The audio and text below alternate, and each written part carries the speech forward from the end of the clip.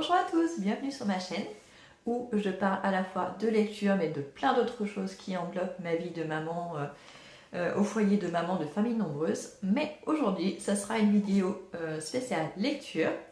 J'ai décidé de répondre au tag quelle lectrice je suis, que j'ai découvert sur la chaîne de Sylvie Le Bonheur en mots il y a quelques semaines.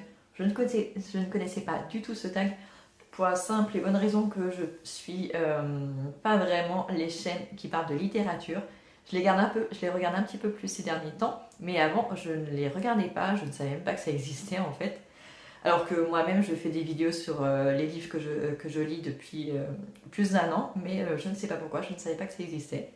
Voilà, mais donc je me suis dit que ça pourrait être une bonne idée de répondre à ce tag pour ceux qui ne me connaissent pas très bien.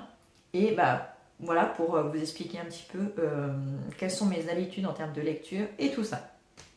Donc j'ai pioché quelques petites questions que j'ai vues dans la vidéo de Sylvie, mais aussi dans d'autres vidéos que je suis allée voir après. J'ai pas noté toutes les questions parce qu'il y en a qui ne me concernent pas ou je n'ai rien à dire. Mais donc du coup j'en ai noté quelques-unes et j'ai essayé de répondre à ça le plus honnêtement possible et le plus clairement possible. C'est parti! Donc déjà, je vais peut-être me présenter un petit peu, parce que ça va en dire un petit peu plus aussi sur ma manière de lire. Donc j'ai actuellement 37 ans, je suis maman de 5 enfants, assez jeune parce que le plus grand n'a même pas encore 12 ans. Et en fait, quand j'étais enfant, même adolescente, jusqu'à mes 18 ans, j'étais une très grande lectrice, je lisais énormément.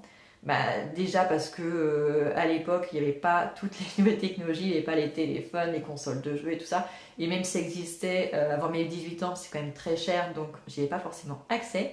Et par contre j'avais vachement accès aux livres, déjà à la maison on avait quand même pas mal de livres, vu que j'étais la dernière d'une famille nombreuse, c'est vrai que tous mes frères et sœurs avaient quand même pas mal de livres, ne serait-ce que ceux qu'ils devaient lire pour l'école. J'avais accès à une bibliothèque à l'école, après au CDI du collège, après au lycée. Donc j'ai toujours eu accès à des livres et j'étais très grande consommatrice. Et après, une fois que je suis partie faire mes études secondaires, ça a été plus compliqué parce que j'ai fait une prépa et franchement il y avait énormément de travail donc je n'avais plus le temps de prendre le temps de lire. Et après la prépa, ça a été pareil, enchaînement du reste de mes études. Après, quand j'ai arrêté mes études, que j'ai commencé à travailler, pareil, j'étais tellement fatiguée, je n'avais plus envie de lire ni de faire quoi que ce soit. Donc, petit à petit, j'ai déserté la lecture. Après, j'ai eu les enfants et franchement, depuis 10 ans, enfin pendant 10 ans, je crois que je devais lire un livre par an. Je sais que j'en lisais à chaque fois un quand j'étais à la maternité, mais pas forcément plus. Je n'allais plus vers les livres et je ne sais pas ce qui m'a fait me désintéresser, mais j'étais complètement coupée du monde de la lecture, des livres et tout ça. Et pourtant, je continuais à acheter des livres pour mes enfants, à leur lire beaucoup d'histoires, mais je n'en achetais plus pour moi, je ne m'inscrivais même pas à la bibliothèque. Donc voilà. Et il y a un peu plus d'un an, j'ai eu vachement envie d'un seul coup de reprendre la lecture, de me plonger dans les livres et tout ça. Et c'est vrai qu'en arrivant ici, on avait accès à une bibliothèque quand même assez bien fournie. Même celle, quand on était en Vendée, était quand même bien fournie, mais je ne sais pas pourquoi. Je n'empruntais pas souvent des livres. Je le faisais de temps en temps, mais je n'avais pas spécialement envie de lire. Et il y a un peu plus d'un an, voilà, comme ça, d'un seul coup, j'ai eu vachement envie de lire. Et c'est ce qui m'a donné envie d'avoir une liseuse, en fait. Et voilà, tout s'est enchaîné à ce moment-là, il y a un peu plus d'un an. Donc il y a un peu plus d'un an, j'ai recommencé à lire, au début de manière vraiment en continu, mais pas énormément non plus, je lisais un petit peu chaque jour et puis voilà. Et maintenant je suis quand même vachement plus consommatrice de livres, je me rends compte ces derniers temps. Déjà je fais beaucoup moins de vidéos sur YouTube, ce qui me permet d'avoir plus de temps pour lire, parce que c'est vrai que l'année dernière quand j'ai créé ma chaîne YouTube, j'y ai passé énormément de temps, j'ai investi énormément d'énergie, que ce soit pour créer les vidéos, mais aussi après pour le montage, ça prend vachement de temps. Et voilà. Et après, c'est vrai qu'à la fin de l'année 2022, quand j'ai vu que ma chaîne se développait pas tant que ça, malgré tout le travail que j'avais mis dedans, et je me suis dit, voilà, on va relâcher la pression, on va ralentir, on va se poser, je vais prendre du temps pour moi et donc pour lire. Et donc voilà. Donc voilà pourquoi je lis beaucoup plus ces derniers temps qu'avant. Donc on va pouvoir enfin commencer cette vidéo. Voilà, ce tag lecture. Donc tout d'abord, est-ce que j'ai une wishlist? J'ai envie de dire oui et non. J'ai une wishlist quelque part dans ma tête. En fait, quand j'entends parler d'un livre et que ça me fait envie, que ce soit le titre ou la couverture d'un livre ou le résumé, en général, je le garde en tête. Voilà, j'en ai pas des tonnes et des tonnes et des tonnes. Donc je le garde en tête et comme j'ai une bonne mémoire, en général, si je le vois par exemple sur Vinted ou que je le vois en magasin, dans un Happy Cash ou un truc comme ça, voilà, ça me fait tilt, je dis ah oui, celui-ci, je voulais l'acheter. Voilà, donc voilà comment je fonctionne. J'ai aussi une wishlist qui n'est pas vraiment une wishlist dans mon téléphone. Quand je vois des couvertures de livres ou des résumés, que ce soit sur Instagram, sur Facebook, et ben voilà, tout simplement, je fais une capture d'écran de la couverture et je sais que je peux le retrouver sur mon téléphone quand j'en ai besoin. Je regarde un petit peu mes photos et je les retrouve. Et j'ai aussi un petit carnet dans mon bureau qui me permet, voilà, de temps en temps, quand j'ai envie de les noter, que j'en ai entendu parler à la radio, que je veux surtout pas l'oublier, je vais le noter dans mon petit carnet. Voilà, il n'y en a pas des tonnes, donc j'ai une wishlist, mais honnêtement, je ne m'y tiens pas. C'est vrai que c'est juste l'histoire de m'en souvenir si jamais un jour je cherche un livre en particulier. Mais sinon, je ne fais pas spécialement attention. J'achète les livres au fur et à mesure, au feeling. Donc j'ai une wishlist, voilà, comme ça, mais elle n'est pas très officielle, on va dire. Et comment justement est-ce que je la construis? Comme je viens de vous le dire, ma wishlist, elle vient de plein de choses différentes. Elle peut venir d'une émission que j'ai entendue à la radio, parce que c'est vrai que je passe quand même pas mal de temps dans la voiture à emmener les enfants, aller les chercher, tout ça. Donc on parle quand même beaucoup de livres à la radio, donc voilà comment les idées peuvent me venir. Souvent sur Facebook, je fais partie du groupe de lecture, enfin pas du groupe de lecture, mais du groupe Les Mordus de lecture. Et du coup, c'est vrai qu'il nous donne plein d'idées. Des fois, je cherche un thème particulier, on va me donner les idées, donc voilà, c'est l'occasion aussi. Je le fais aussi pour les enfants. Comment est-ce que je la construis aussi des fois sur Instagram, même si j'y vais pas souvent, c'est pas mon réseau social préféré. Aussi avec les vidéos YouTube, parce que ces derniers temps, je commence à regarder d'autres chaînes Booktube. Et donc, quand il y a un livre qui me plaît beaucoup, c'est vrai que je vais le noter ou le garder en tête. Donc, voilà. Donc, que j'ai des petites idées par-ci par-là. Et ça me permet de créer ma wishlist dans ma tête, sur le papier ou dans mon téléphone. Voilà. C'est pas tout regroupé au même endroit, mais je ne suis pas très organisée, donc c'est fidèle à moi-même. Où est-ce que j'achète mes livres? Alors, pareil, c'est un petit peu varié. Je les achète. Pour ce qui est de ma liseuse, je les achète sur Amazon, tout simplement parce que c'est une liseuse Kindle. J'achète aussi des livres papier sur Amazon. En général, c'est quand je suis pressée ou par exemple quand c'est pour les enfants, pour le collège et tout ça, où il me dit au dernier moment, c'est forcément Amazon parce que c'est quand même vachement rapide. Voilà. Je vais très très rarement en librairie parce que déjà les livres neufs coûtent très cher. Et en plus, si je rentre dans une librairie, je vais me sentir obligée d'acheter un livre. Voilà, c'est plus fort que moi. Si je rentre, je ne peux pas ressortir les mains vides. Et en général, en plus, j'ai envie d'en acheter plein. Si je rentre dans une librairie, c'est une catastrophe, il y en a plein qui me font envie. Donc, mon compte en banque ne va pas être content du tout. Donc, j'évite d'aller en librairie. Et en plus, en librairie, dites-moi si je me trompe, mais on ne trouve que les romans récents en fait. On ne trouve pas des vieux livres. Donc moi, c'est pas forcément ce qui me correspond. Parce que en plus, je n'aime pas lire les livres dont tout le monde parle, qui vient de sortir et tout ça. J'aime avoir ma propre opinion et du coup, j'essaie de lire les livres un petit peu en décalé par rapport aux autres. Voilà, pour être détachée de ce que les autres en ont pensé. Et sinon, j'achète aussi pas mal de livres sur Vinted, sur Rakuten, surtout avant parce que je trouve que maintenant c'est plus difficile de trouver les livres d'occasion dessus. Et aussi dans les boutiques d'achat-revente, genre Easy Cash, Happy Cash, voilà, les trucs de troc comme ça. J'y allais très souvent avant, là moins souvent maintenant que je suis dans la région toulousaine. Mais quand j'étais dans l'Inde par exemple, il y en avait un où les livres étaient à 50 centimes et franchement, il y avait vraiment des pépites. Donc voilà, donc j'achète mes livres un petit peu partout. J'essaye de les trouver d'abord d'occasion. Et si vraiment il y a un livre qui me fait très très envie et que j'ai envie de le lire tout de suite et je le trouverai que neuf sur Amazon, je l'achète sur Amazon, c'est pas très grave.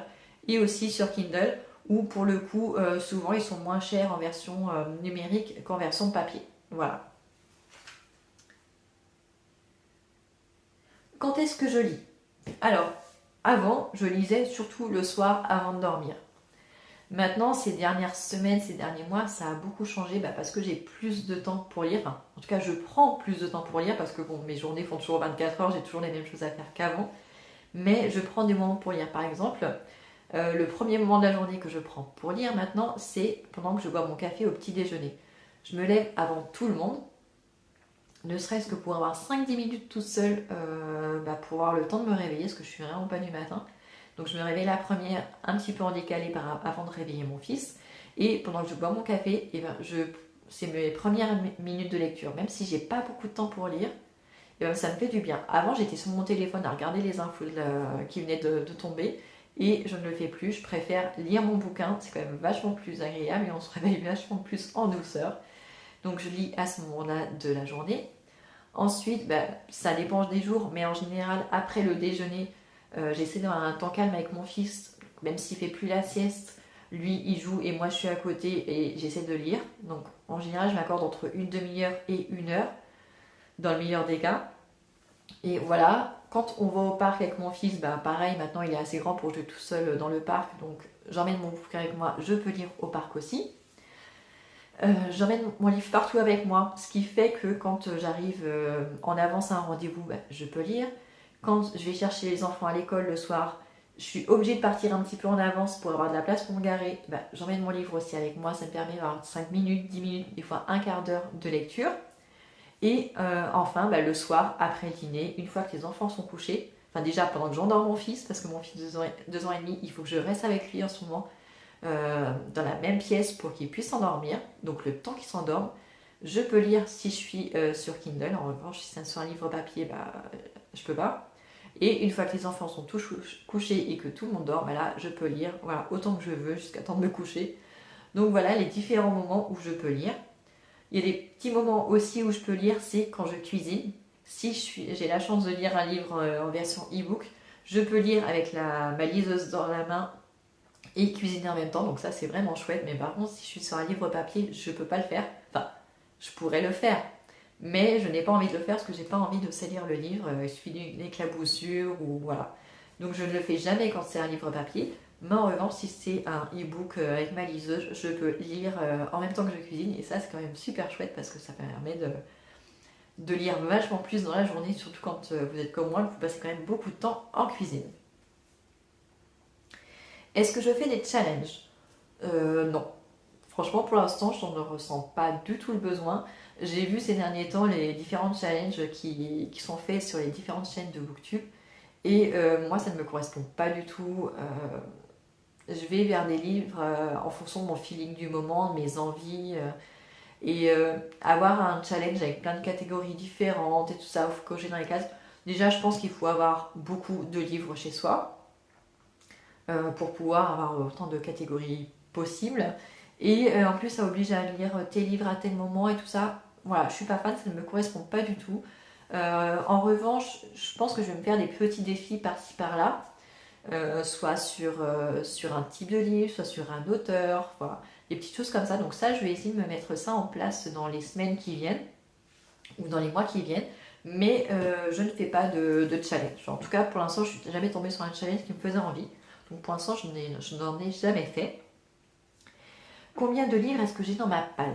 Alors, ma palle, moi, ce que j'appelle ma palle, c'est tous les livres que j'ai à la maison que je n'ai pas encore lus. Voilà, moi, je n'ai pas une pile pour le mois ou pour le trimestre ou pour la saison. Voilà. Moi, c'est tout mélangé. Ce que je considère comme ma pile à livres, c'est tous les livres que j'ai à la maison que je n'ai pas encore lus. Et j'ai compté ce matin, justement pour faire un short. Actuellement, je crois que j'en ai 11. J'en ai 11 en version papier. Après, sur la liseuse, j'ai pas regardé. Je dois en avoir quelques-uns qui sont déjà téléchargés.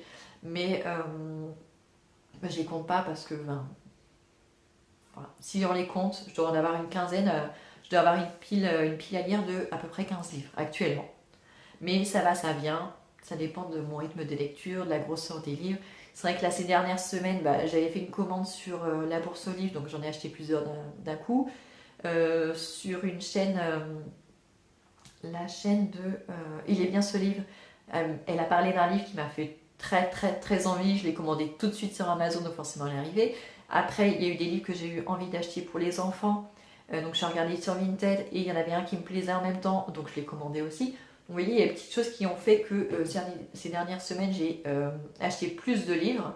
Mais ça va pas être comme ça tous les mois. J'en emprunte beaucoup à la bibliothèque aussi. Donc voilà, donc j'ai pas une grosse pile à livres et une grosse pile à lire et ça me convient très bien. Donc voilà, actuellement, on va dire que j'en ai une quinzaine. Mais ça change de semaine en semaine en fait. Qu'est-ce que je fais de mes livres une fois que je les ai lus? Alors, les livres que j'ai empruntés à la bibliothèque, j'attends le mercredi pour y aller avec les enfants pour rendre mes livres. Pour ceux que j'ai achetés, je les revends en général. Rares sont les livres que je garde à la maison, tout simplement parce qu'on n'a pas la place.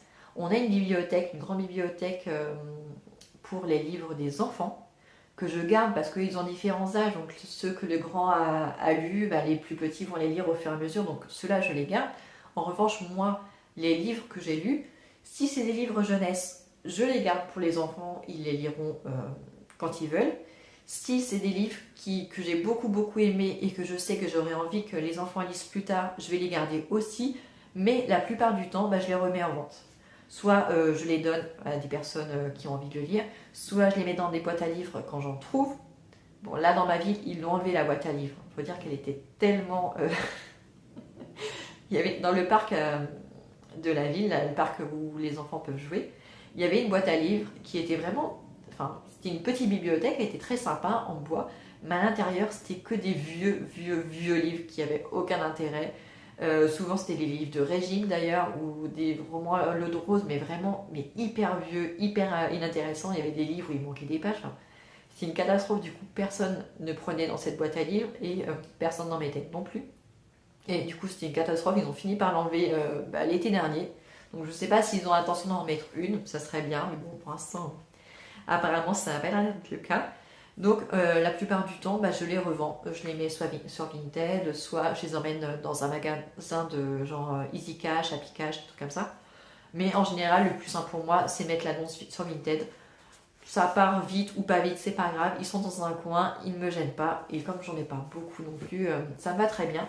Mais je ne les conserve pas, déjà parce que ça prend beaucoup de place. Donc moi, j'ai pas la place. Peut-être que le jour où on sera propriétaire, ici on a une maison assez grande, peut-être qu'à ce moment-là, je garderai mes livres, en tout cas ceux qui m'ont plu. Mais actuellement, je n'ai pas la place, donc je les revends. Et en plus, ça me permet d'avoir un petit pécule pour en acheter après d'autres occasions. Donc voilà, c'est un cercle vertueux pour moi. Voilà. Donc je pense que je vous en ai assez dit sur ma manière, sur quelle lectrice je suis. N'hésitez pas à me dire, vous, s'il y a des choses que vous faites comme moi ou que vous faites différemment. J'attends vos petits commentaires en bas. Si vous n'avez rien à dire, vous ne savez pas quoi dire, mettez-moi un petit émoticône ou quelque chose comme ça. Ça permettra de soutenir ma chaîne. J'espère que cette petite vidéo vous aura plu et je vous dis à très bientôt dans une prochaine vidéo.